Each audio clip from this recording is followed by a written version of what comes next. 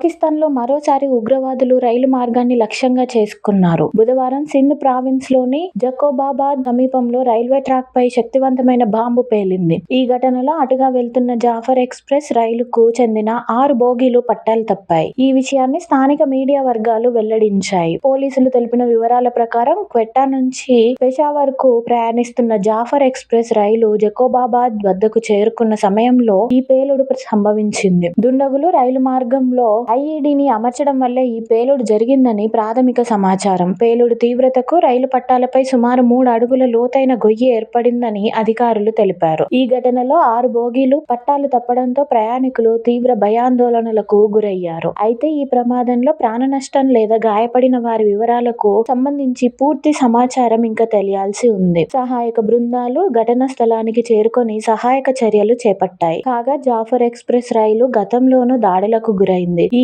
ఏడాది మార్చి నెలలో పాకిస్తాన్లోని వేర్పాటువాద బలోచ్ మిలిటెంట్లు ఇదే రైలును హైజాక్ చేసి వందలాది మంది ప్రయాణికులను బందీలుగా పట్టుకున్నారు. వారిని రక్షించేందుకు వెళ్లిన పాక్ భద్రతా సిబ్బందిని కూడా మిలిటెంట్లు హతమార్చారు. అనంతరం పాక్ భద్రతా దళాలు ప్రత్యేక ఆపరేషన్ నిర్వహించి బందీలను విడిపించాయి. ఇప్పుడు మళ్లీ అదే రైలు లక్ష్యంగా దాడి జరగడం కలకలం రేపుతుంది.